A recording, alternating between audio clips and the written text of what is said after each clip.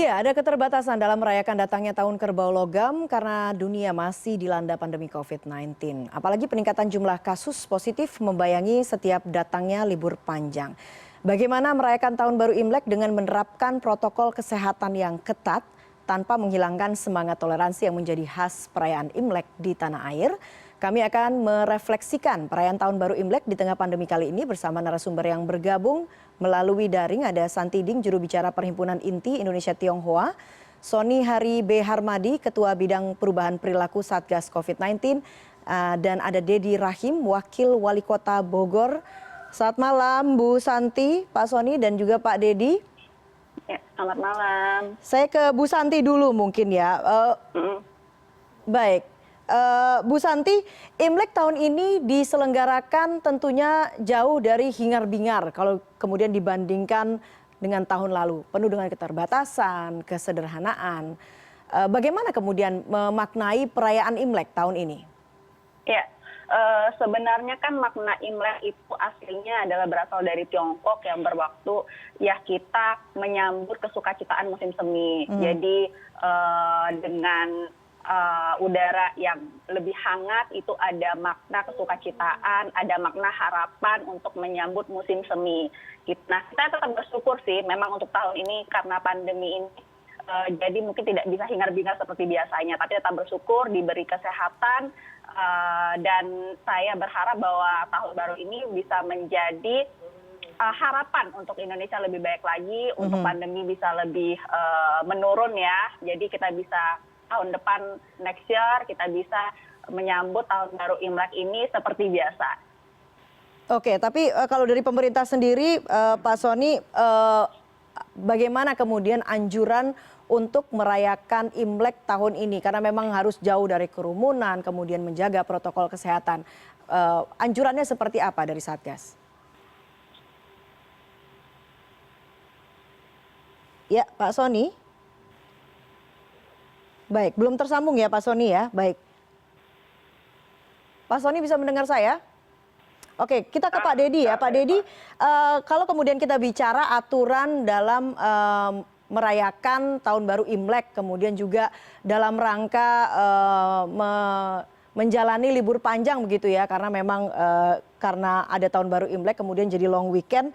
Di Bogor sendiri bagaimana aturan pembatasan kegiatan masyarakat? Ada ganjil genap, kemudian juga ada aturan pada saat memasuki kota Bogor ini juga harus dites begitu ya?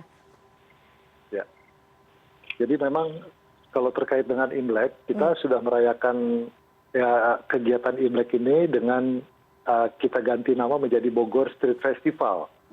Sudah beberapa kali ya kita selenggarakan, tentu Bogor Street Festival ini merupakan satu gabungan ya kegiatan Imlek dengan kegiatan kebudayaan lokal. Jadi artinya sudah ada semacam pembauran lah ya antara budaya Imlek dengan budaya lokal. Nah, untuk tahun ini tentu dikaitkan dengan diimplementasikannya PPKM ya untuk wilayah Jawa dan Bali, kami terus terang sudah sampaikan juga kepada pihak-pihak panitia dan kemudian juga masyarakat bahwa perayaan Imlek kali ini kita batasi dan kita dorong agar dilaksanakan secara terbatas, artinya hanya di kelompok-kelompok di kegiatan-kegiatan internal saja, tidak lagi melibatkan masyarakat secara luas karena memang situasinya masih belum aman. Oke. Jadi kita masih mengimplementasikan PPKM sebagaimana instruksi Mendagri nomor 3 tahun 2021 ini. Artinya tahun ini tidak ada festival seperti tahun-tahun sebelumnya begitu ya, ada Bogor Street Festival. Ya, dalam rangka untuk sementara ya kita ini kan dulu, kita tunda dulu lah.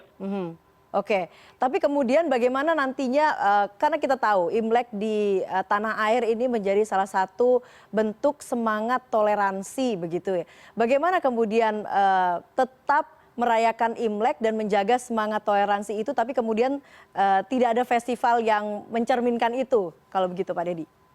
Ya, sejauh ini masyarakat Bogor sih sudah mulai sudah mulai biasa dengan penggabungan kegiatan Imlek dengan kegiatan seni budaya lokal. Jadi artinya pembaruan sudah terjadi, integritas antara warga dengan integrasi antara warga dengan satu dengan yang lain itu juga sudah terjadi. Jadi di Kota Bogor sebetulnya sudah tidak ada lagi isu intoleransi. Jadi artinya lambat laun dengan terus ya kita menggabungkan antara dua kultur yang berbeda ini, akhirnya masyarakat sudah memiliki satu pemahaman yang lebih universal lah, bahwa kegiatan ini adalah kegiatan yang lebih bersifat budaya dan kita semua patut untuk mendukung. Jadi artinya kita minta dengan kondisi seperti ini, sama waktu Idul Fitri juga kan kita tidak selenggarakan sholat Id secara besar-besaran seperti sebelum-sebelumnya. Ada pembatasan-pembatasan. Kemudian Natal dan Tahun Baru kemarin juga penuh dengan pembatasan. Dan alhamdulillah kondisi ini masih bisa dipahami juga oleh teman-teman dari etnis Tionghoa yang menyelenggarakan kegiatan perayaan Imlek. Jadi artinya tidak ada isu lah. Mereka memahami, bahkan dengan genap ganjil, kemudian pembatasan jam operasional dan lain-lain, mereka juga memahami, dan mudah-mudahan juga ini dapat membantu kita terlepas dari pandemi COVID, atau paling tidak mempercepat memutus rantai penyebaran COVID di Kota Bogor. Oke. Kalau dari Pak Sony sendiri, bagaimana kemudian kita bisa meramu satu momentum perayaan Imlek ini juga menjadi salah satu bentuk sosialisasi untuk menjaga protokol kesehatan dalam rangka memerangi COVID-19, Pak Sony? Jadi betul sekali bahwa Satgas terus melakukan himbauan agar jangan sampai libur panjang kali ini dalam rangka perayaan Imlek itu menimbulkan kerumunan.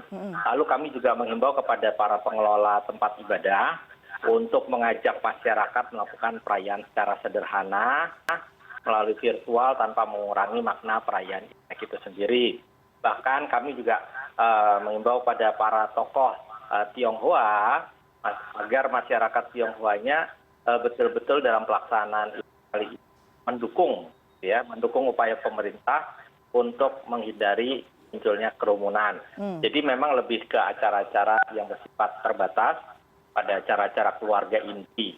Lalu kami juga mengimbau kepada stasiun televisi untuk menyajikan acara-acara menarik, ya, mengurangi mobilitas. Dan memang kalau kita perhatikan,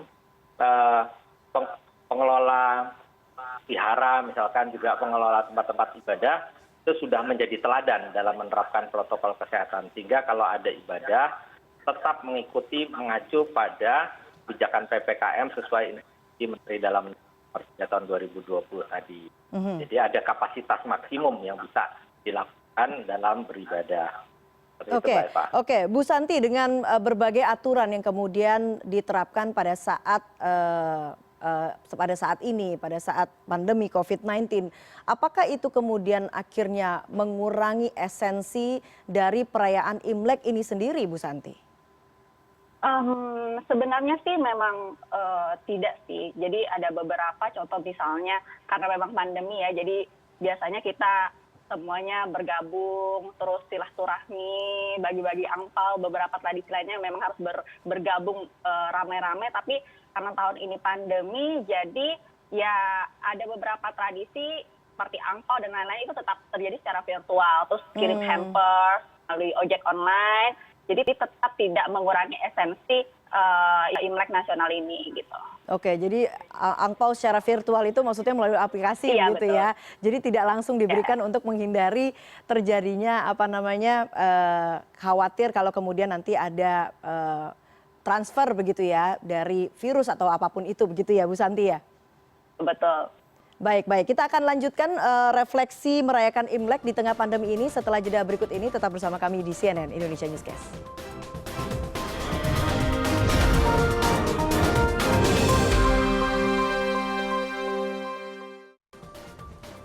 Ya, saya masih bersama Santi Ding, juru bicara Perhimpunan Inti Indonesia Tionghoa, Sony Hari B. Harmadi, Ketua Bidang Perubahan Perilaku Satgas COVID-19, dan Dedi Rahim, Wakil Wali Kota Bogor. Kita merefleksikan perayaan Tahun Baru Imlek di tengah pandemi kali ini.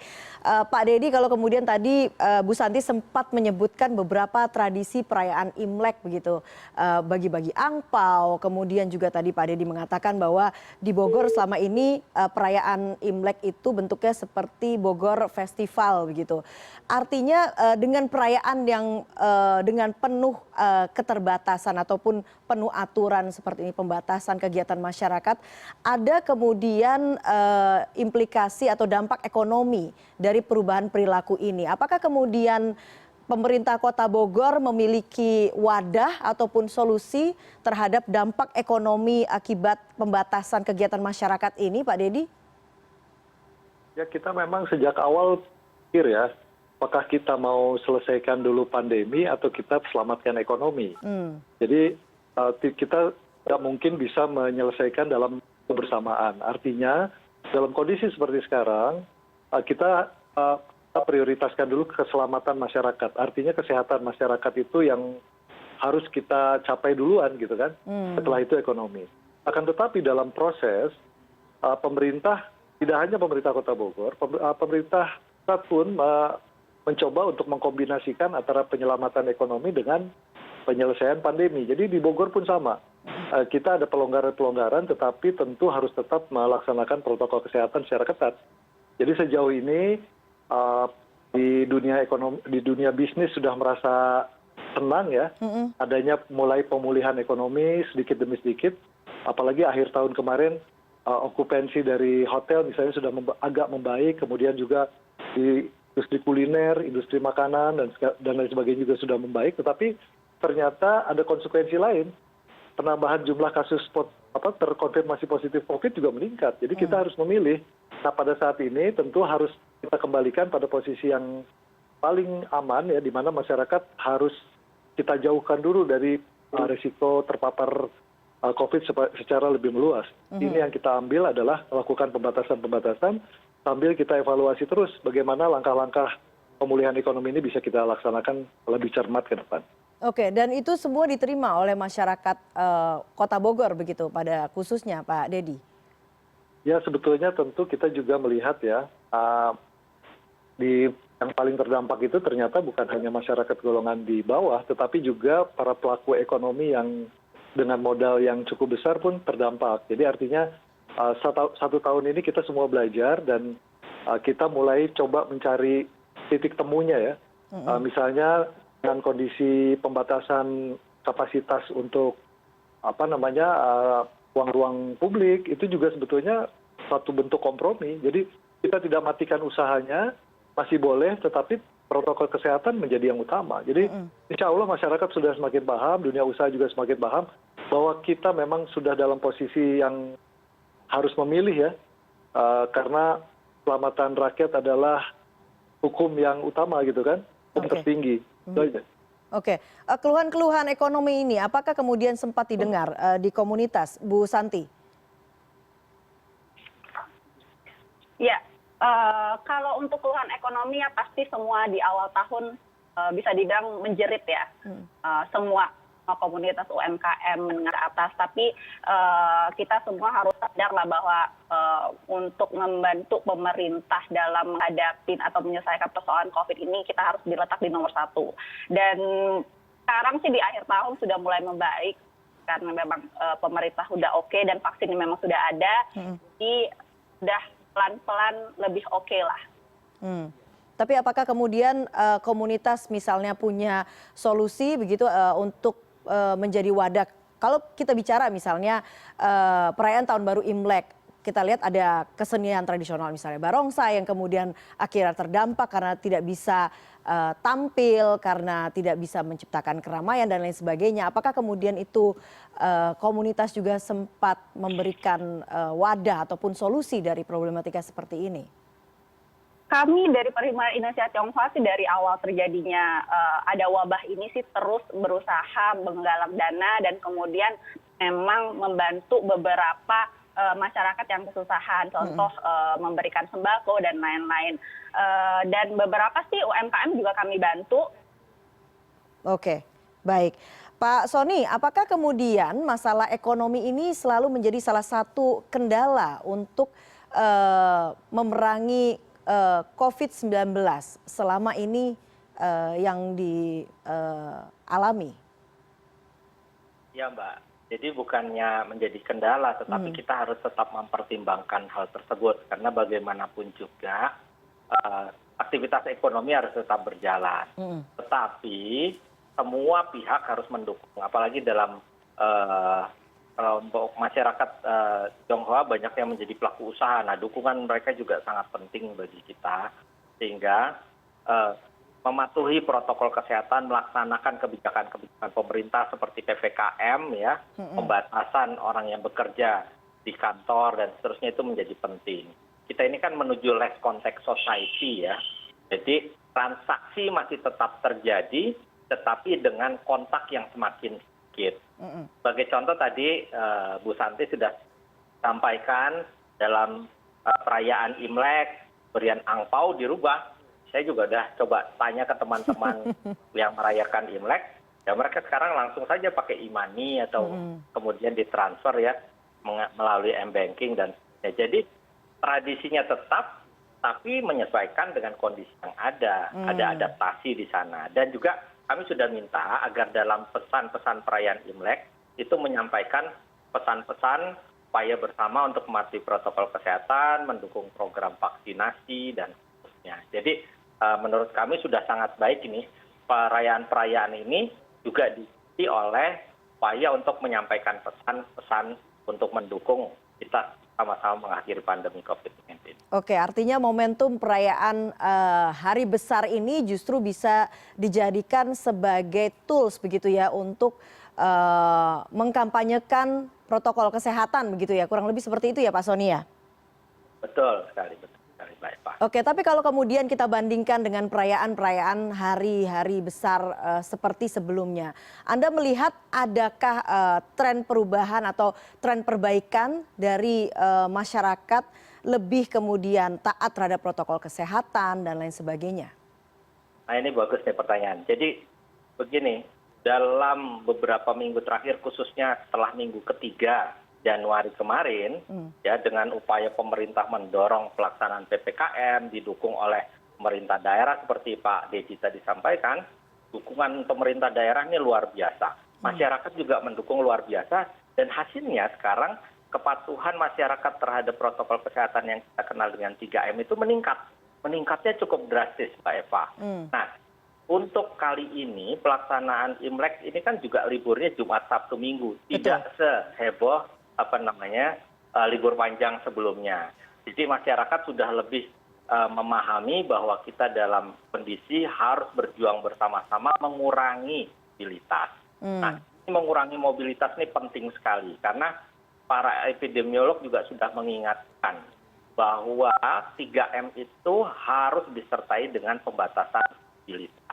Dan mobilitas itu cenderung meningkat pada saat libur panjang. Tetapi untuk kali ini kami mengamati bahwa mobilitas di libur panjang kali ini tidak setinggi seperti sebelum-sebelumnya, Mbak Eva.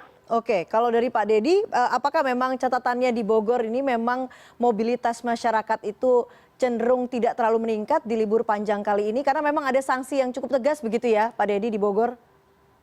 Betul, jadi kalau dari pengimplementasian kemarin ya, yang pertama untuk genap ganjil, paling tidak kita melihat ada 20-30% lah ya volume lalu lintas berkurang. Artinya potensi terjadinya kerumunan atau terjadinya potensi penularan baru itu kan juga kita bisa tekan. Kemudian yang hari ini kan baru hari pertama ya, masih ada 2 hari ke depan.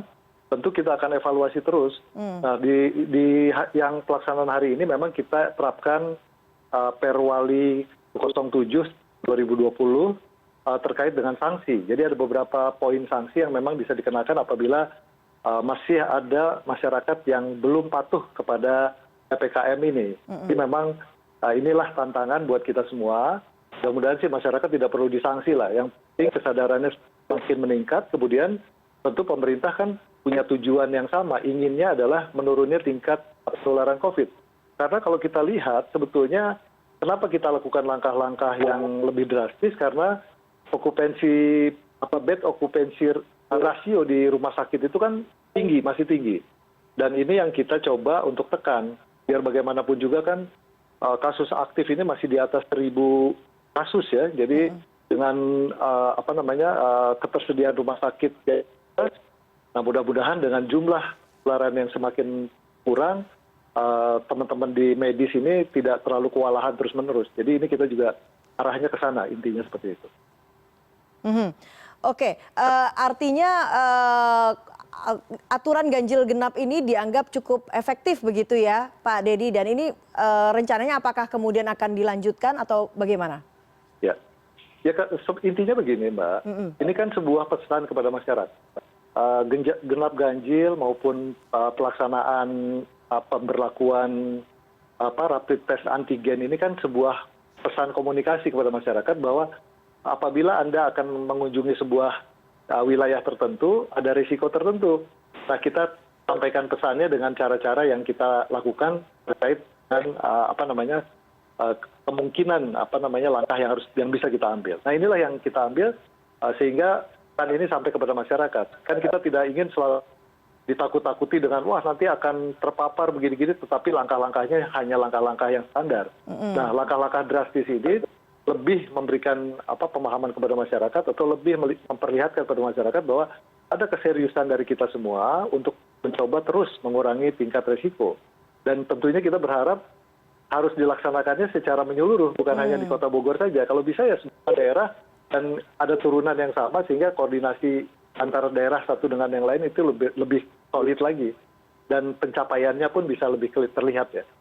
Oke. Baik, terakhir saya mau tanya ke Pak Soni karena Pak Soni harus meninggalkan diskusi kita pada malam hari ini. Dari apa yang kemudian sudah disampaikan oleh Pak Dedi, catatan Anda dan bagaimana kemudian kita bisa membuat momentum perayaan Imlek ini menjadi salah satu tools untuk mengkampanyekan penerapan protokol kesehatan yang ketat sebagai upaya untuk memerangi COVID-19, Pak Soni.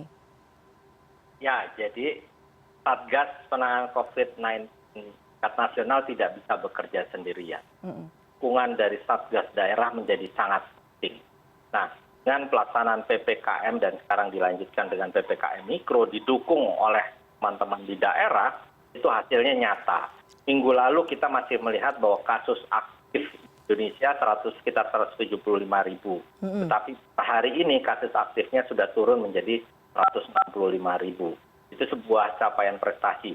Caranya dua, percepat kenaikan angka kesembuhan, ya kita mendorong kesembuhan dengan pelacakan yang lebih masif, dengan testing yang lebih masif sehingga kita bisa menemukan pasien dalam kondisi dini hingga tingkat kesembuhannya tinggi. Dan yang kedua dengan kepatuhan terhadap protokol kesehatan yang ketat. Karena bagaimanapun juga kita tidak bisa membiarkan hilir dalam hal ini penanganan kesehatan menanggung beban yang begitu besar. Oleh karenanya pencegahan penularan menjadi amat sangat penting. Nah, kebijakan tersebut juga diikuti oleh pelaksanaan vaksinasi secara masif. Insya Allah dengan dukungan pemerintah daerah, dengan dukungan Satgas daerah seperti itu, dengan ketegasan dari daerah juga, kita bisa mendukung pelaksanaan protokol kesehatan lebih baik. Satu hal bahwa kami di Satgas Nasional tidak punya bidang penindakan. Sehingga fungsi penindakan dilakukan oleh teman-teman berada di daerah. Oleh karenanya, dukungan dalam bentuk peraturan daerah maupun peraturan wali kota, peraturan bupati, itu sangat penting. Juga plus dengan pelaksanaan pengawasan dan penegakan aturan di lapangan. Jadi sangat penting. Oke, baik Pak Soni, terima kasih. Kita akan lanjutkan dialog ini setelah jeda. Pak Dedi dan juga Bu Santi tetap bersama kami. Kami akan lanjutkan diskusi ini setelah jeda berikut ini. Tetap bersama kami di CNN Indonesia Newscast.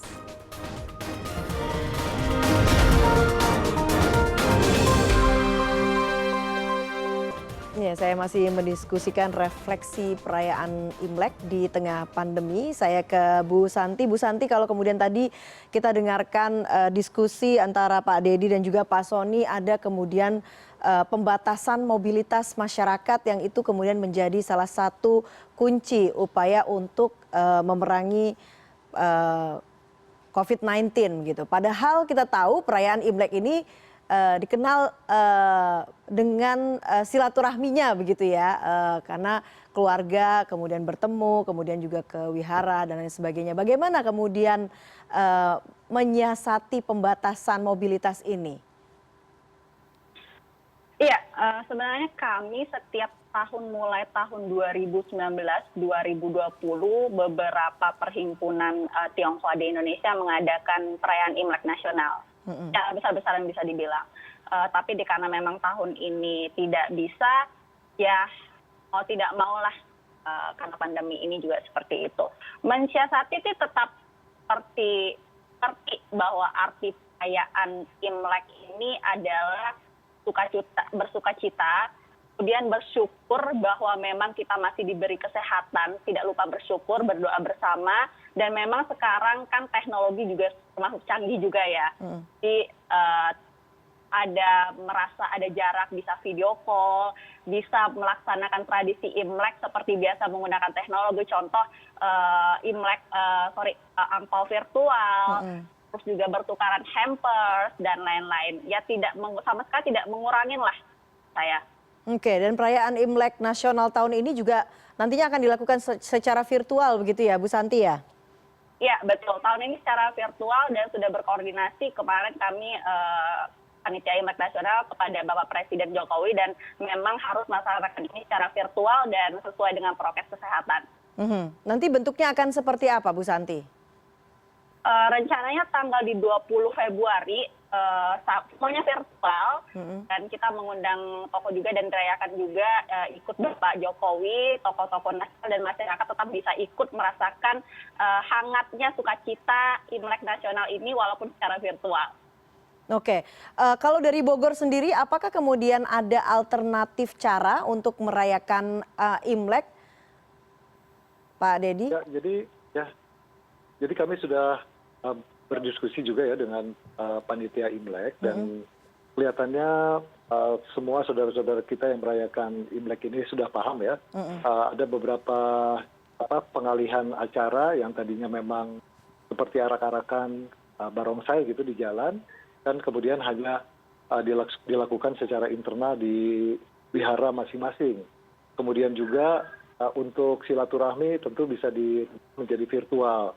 Kemudian juga